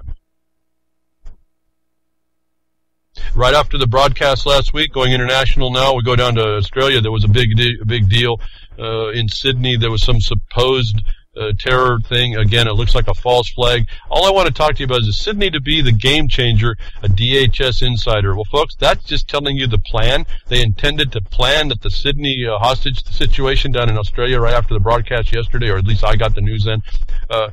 They're saying it's a game changer because that's its plan to be. But remember what I said behind the woodshed. If you just, and I myself cannot remember. I remember saying it. I don't remember the context. There was something that either New Zealand or Australia said about terror in the Middle East, and I told you this statement. What they're doing now is planting a seed in the people there because they want more terrorism support. That this seed plant of that statement that they made is to identify for you in the future there's going to be something coming down to re-solidify the seed they planted and nurture that to get the people to agree to get their armies to go over into other lands and kill people. And I don't know all what you think about and how much you actually can keep up. I mean, I know I've got my thoughts. I talk to you. You listen to me. I don't know how much my thoughts in your head stick. That's kind of a hard thing. I don't know how we do that. But I hope that reminded you when you heard that trigger happened, so that you can see this is predictable stuff. The words they use and what they pointed on and the government, who the beast is, what the beast is, will translate into the future what's going to happen. And I think this is one of these, and this article about the DHS is an insider, so-called. Again, this is internet stuff. I don't know. But that statement reads to me to say this is planned. This harkened, when I saw that confirmation in my mind, and that it would look like a false flag issue as well, this brought me right back to that comment I made to you, that here we have the seed drop into the population there. They want more support from the people to give them carte blanche license to go to war again and more with whatever so-called terrorism that they point to, and everyone disregards the fact that government is the only terrorist. A system of government that rules by fear, intimidation, and dread, which the terrorism acts as false flags that's ruling by fear and the dread that it could happen. You see, this is government, not people. But the government is doing this, and it's a terrorist, and no one seems to notice that, actually. that I wanted to call your attention to that more than, nothing more than that. That I think that was there might be another one actually. They're going to do this until they finally get concurrence of the population to sick the terrorists. It's really fascinating how they lead us, by the ring in our nose. And I try to tell you, remove as best you can, remove that ring. Remove that ring. I don't know what really more to say. It's a difficult thing at some level, but it's not so hard. We have that's on us to do. As you say, you saw the court case. He's free to leave. Well, you're free to consent. You're free to give in to the nonsense. You can do that. And they play off of that. That's the other thing, if you notice. They play off of that. Now, I'm sure that guy with the shotgun, the Salinas case, he didn't consider it that way. But if you're free to go from a government official, go. That's what I'm telling you. And if they won't let you go, you ask them for the probable cause, and then you invoke your list. I'm not free to go. That means I'm being interrogated for a crime. I want to invoke my right to counsel. I do not consent to any searches, and I am required to tell you that I am invoking my right to remain silent.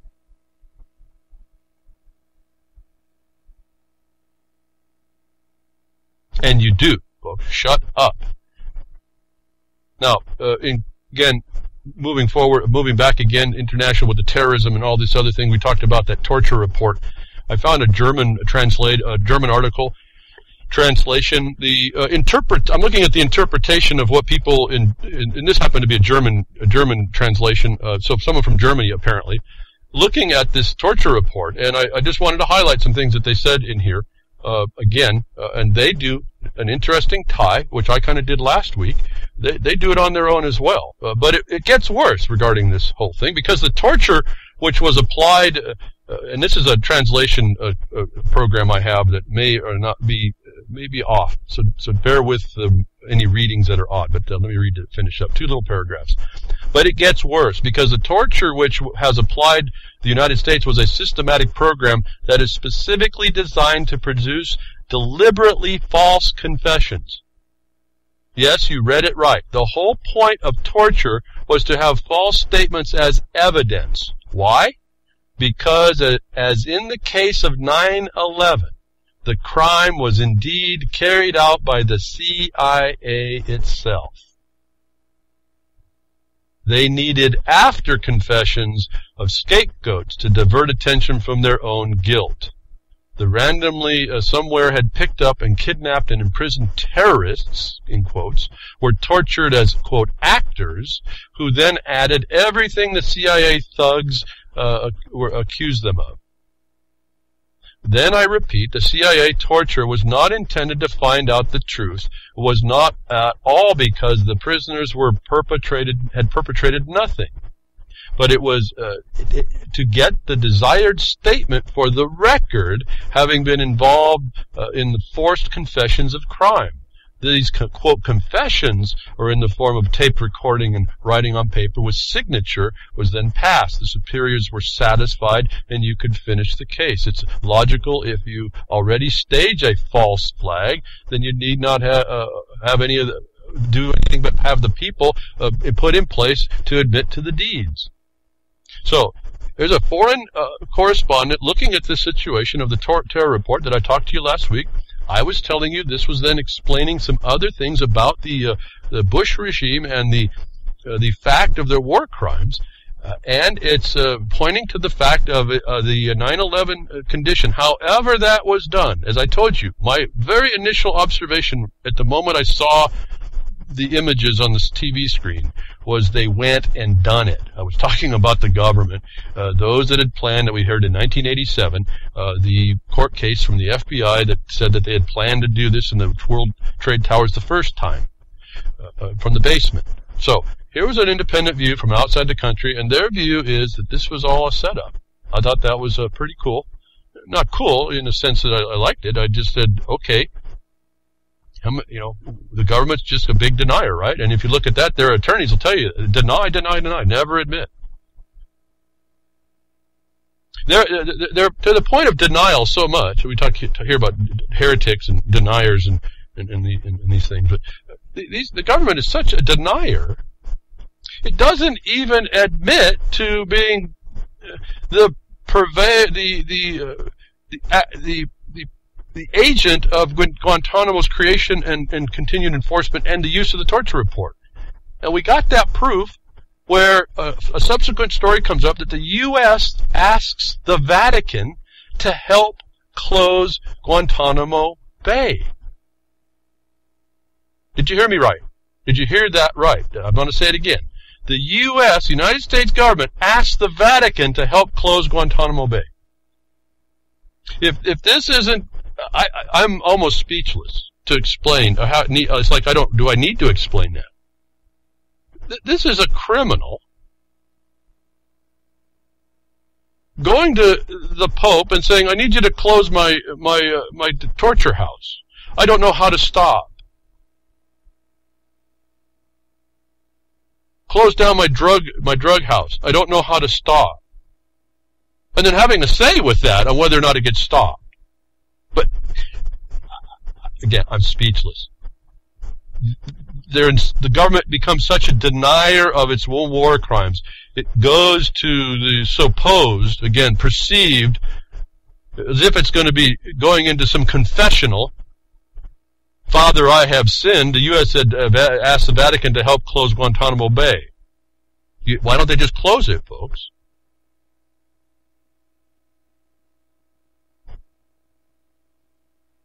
Those of us in the United States of America have this as its face in the world.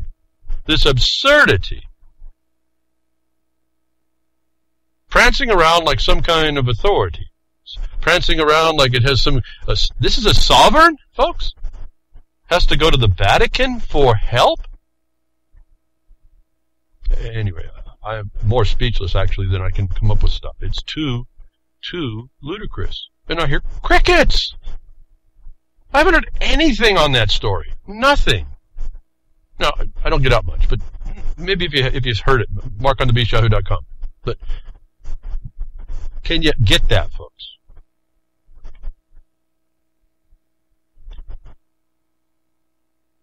I'm a torturer. Help me stop.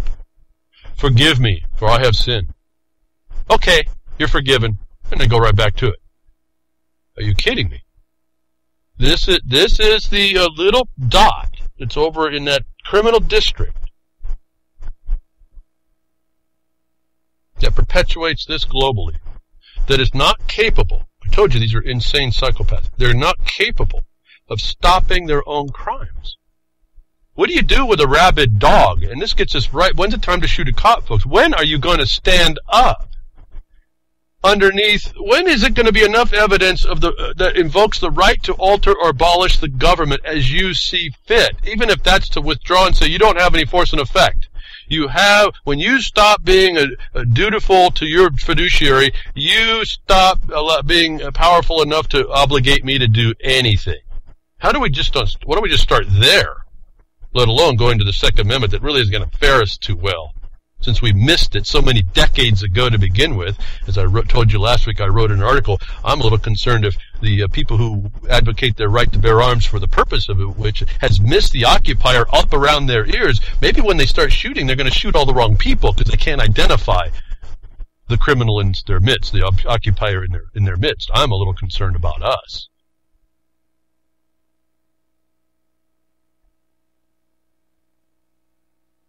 The United States asked the Vatican to help close Guantanamo Bay. That's got to be the most ludicrous thing one that's got to be up there on the list, folks. I think we got my top of the list is getting very, very broad. I'm developing an inverted pyramid of stupidity and ludicrousness and just criminality and brutality of what this government resorts to. And I hear crickets. It's right in front of us to see, and we continue to believe it's an authority. And because we do, they continue. It's that simple. Now, on the reverse side, we still have this bar judiciary, the controllers, who listen. It's a safety valve. They listen to the tempo of the public, and apparently over this issue over the United States and Guantanamo, there hasn't been enough noise. All right, so they know they can feel. They're feeling the pulse enough to do stupid answers to go waste more time to the Vatican, like the Vatican actually can get them to do anything. Just stop beating your people. How about if you do that? That'd be a good start. But there's a condition that I think had got a little bit more noise silently that really riled a lot of people up and riles a lot of people up, and that's the unqualified one, notwithstanding its unqualified nature. But the fact of somebody in a presidential office using an executive order to run roughshod over Congress. Well, a judge rules abuse of executive orders are unconstitutional. And again, this is just more proof, and you can kind of bring out your own bag of proof, if you're not the bag of law in this case, but the bag of case law, to tidy up,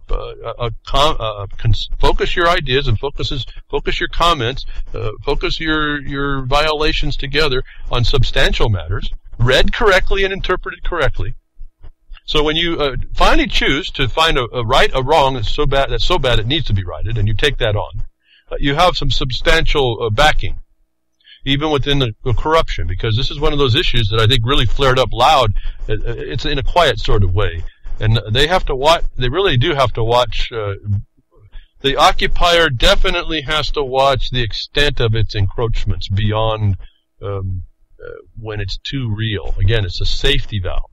So a federal judge, Judge Arthur J. Schwab of the Western District of Pennsylvania, used a deportation decision to probe the constitutionality of President Obama, this unqualified one's executive order on amnesty, declaring it unconstitutional.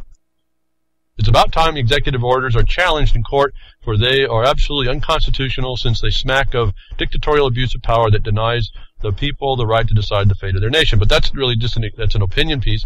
The executive order has a function, but what they've done here in this case is they extended it beyond the internal guidance of the executive. And it became a lawmaking, a legislative function.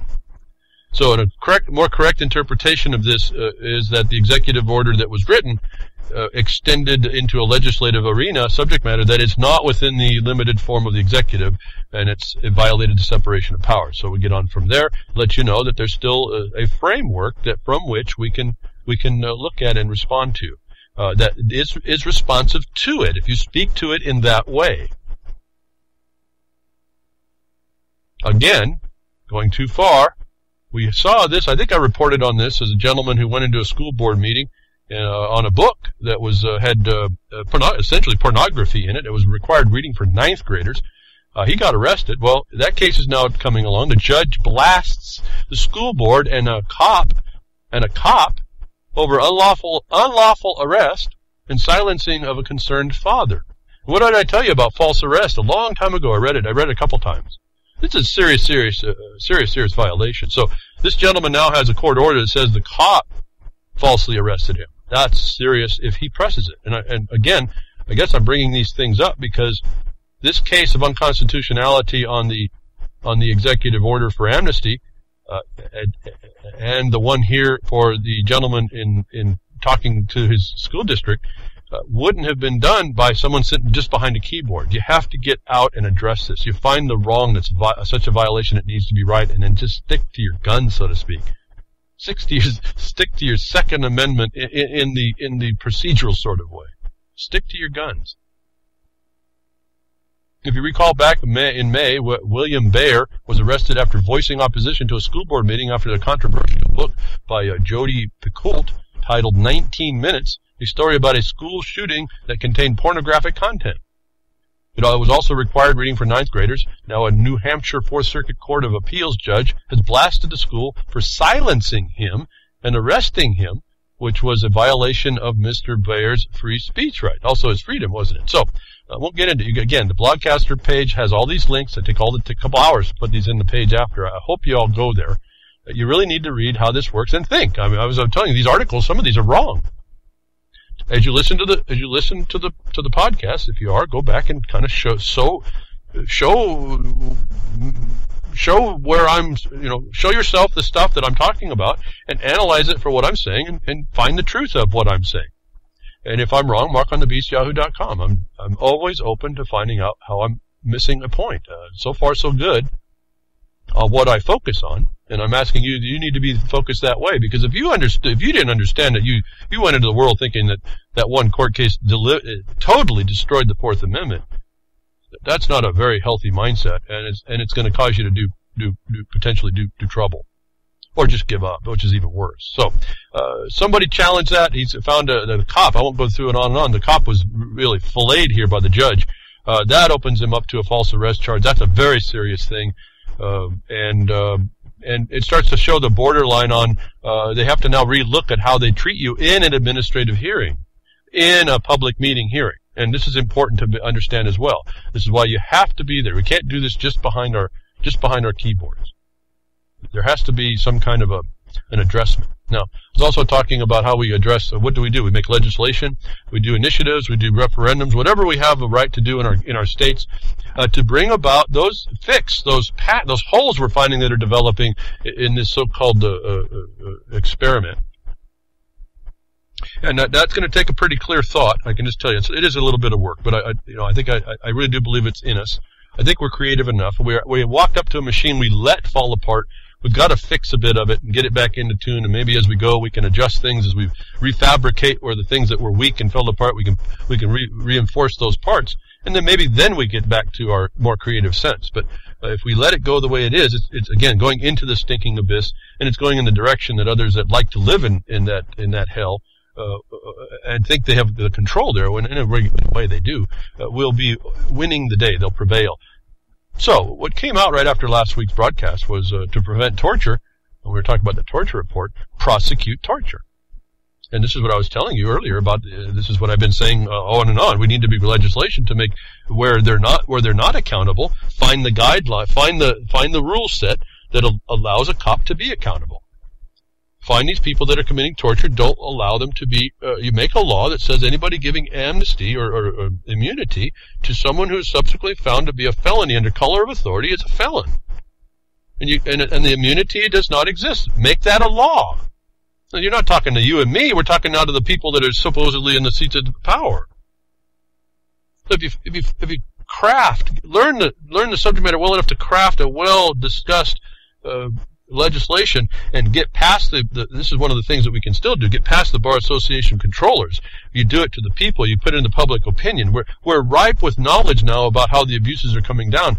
We just need people now to focus on how to do it right. And I caution you doing it right, because we had some well-meaning miners who back in 2000 made some amendments actually to the state law for mining, and some of it was really good, but some of it they made statements that were not even in mining. They're the thing like recreational. We don't do that.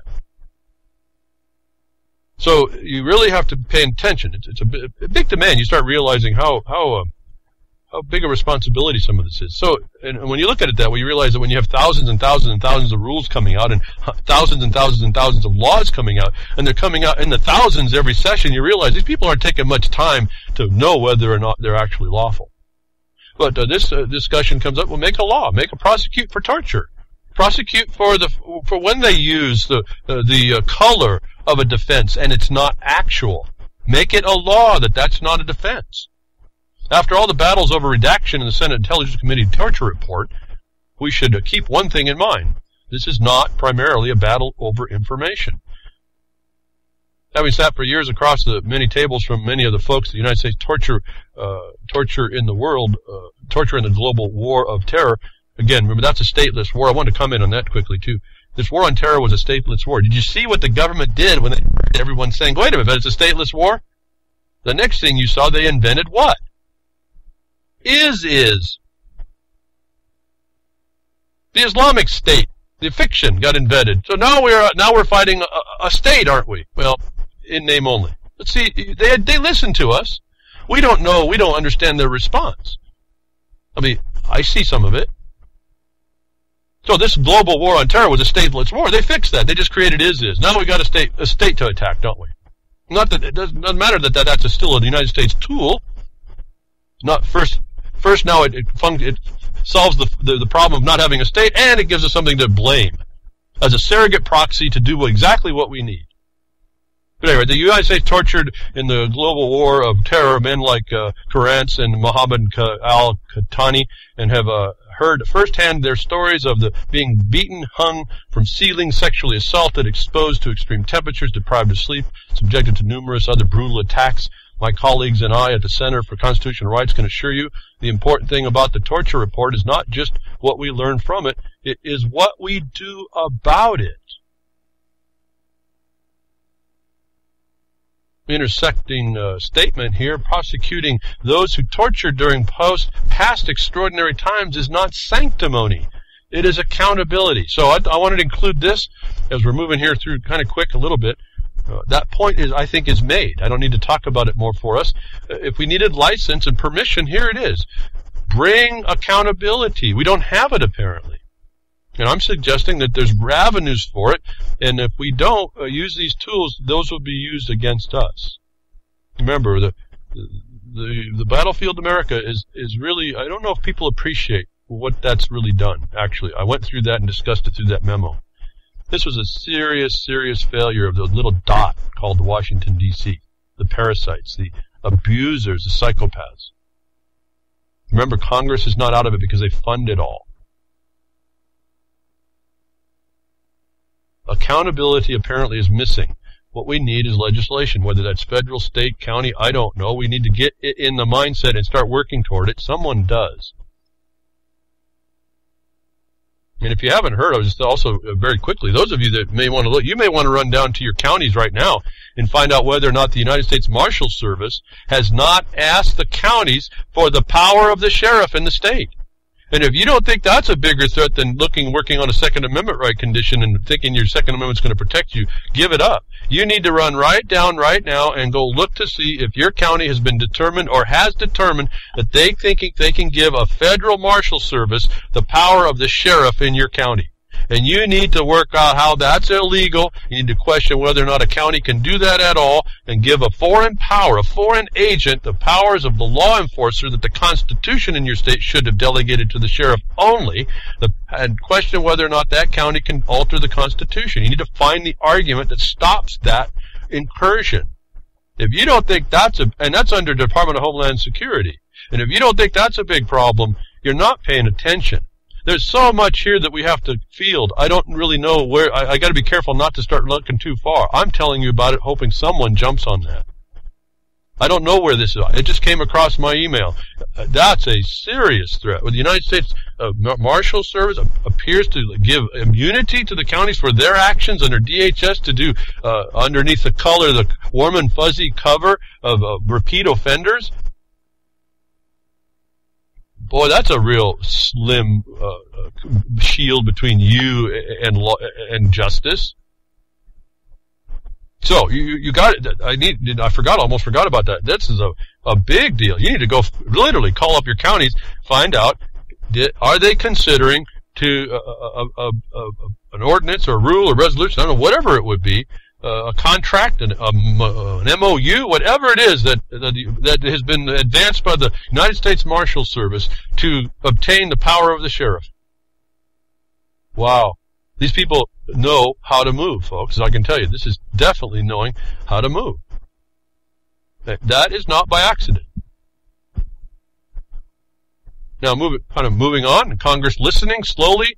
The pressure's on. Congress quietly ends federal government ban on medical marijuana. For those of you that are following that, like I said, I don't follow it too much, except I am just disgusted that as we find more and more and more uses for this plant called cannabis, whatever you call, marijuana is the legal term of criminals, but cannabis, when you find that it's just a plant and it had medicinal and other functions, and it's been outlawed where the government denies, in complete denial, that it has any good utility at all. That disgusts me. See, so at that level, I'm not a partaker at all. I don't have a need. I don't see the purpose myself. But from a medicinal herbal, bring people to health, a denial like that's another attack. You know that. I don't want to get into all that. But tucked inside the 1,630-page federal spending measure is a provision that effectively ends the government's prohibition on medical marijuana and signals a major shift in drug policy. Well, you know what you also have to do is get them to take it off Schedule 1, because there is now, and the government has patents on, the medicinal qualities that there is good medicinal purposes that they need to remove it from that schedule. They need to decriminalize it, stop it being, it's just a plant. You need to do more, but because here's the point: this removes a government prohibition on medical marijuana, the removal to not address it is only medical marijuana. Again, the word marijuana, medical cannabis, or hemp. I know all the terms. I don't want to get lost in all that. I'm not going to get in an argument over it. You need to move. You need to support these things. But it's already now where the government is pulling back on this heavy-handedness. They still don't stop the drug war, which that's a part of too. And that's the main thing as you see the thread of that going through all these stories of these SWAT people or, regarding drugs. That's going to limit 50%. We need to stop that with more legislation that says where there is no drugs, they can't take that as a warrant. That's a lie that they told a judge. You need to make accountability for all that. And ignorance is no excuse at that level where people get hurt, see? And that's what these insurance, the laws are like on the highway. Those are for objective basis after an accident on whether or not you were reasonable. That's all that's supposed to be. But they've turned it into some revenue enhancement, which tells you that they're using it for military, as a military rule. On your military highways, no less. So we're dealing in this occupational force mentality. I wanted to remind you that term, occupational force mentality. This is them being Neanderthal. If I'm not insulting Neanderthals too much, this is the cops taking on not being respectful, but taking on an organized gang or organized syndicate mentality and beating you down with it. And they use these things that Congress has created and the states have created to do that to you, which you can change. This is part of the diligence that we were supposed to keep as people living in this government. There's an organized system that's taking it all away, and we're watching it. The crickets. That's why I'm astonished. So you can do things against this occupational force mentality. You outlaw that. You make sure there's some distance and respect. Cops don't come up in quarter second and shoot you because it looks like you have a gun. You have to go through you make a legislation that there's 5 steps they have to go through. They have to give some distance and time between the time they pull the trigger and the time and something that has to be acknowledged in the other one before execution can happen. Otherwise, they come underneath the accountability. It's like having to write down for a little kid.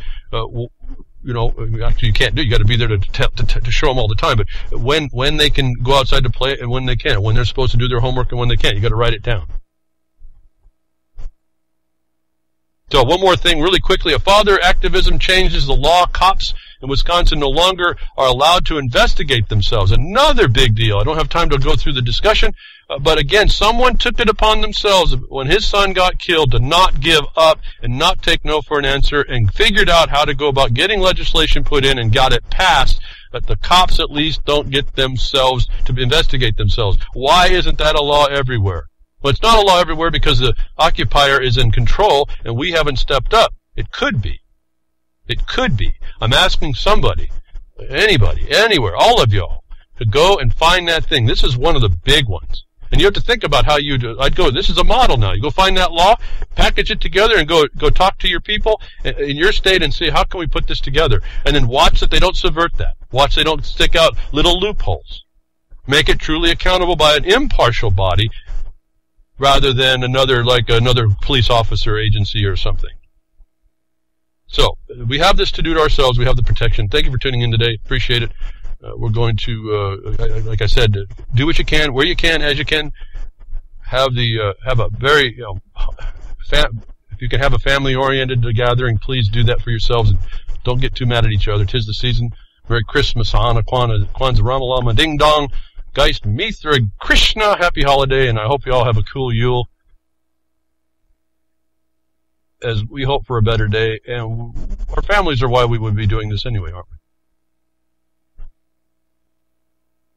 Make it important to yourselves, locally, to your family. Move out from there. If you can, support the networks.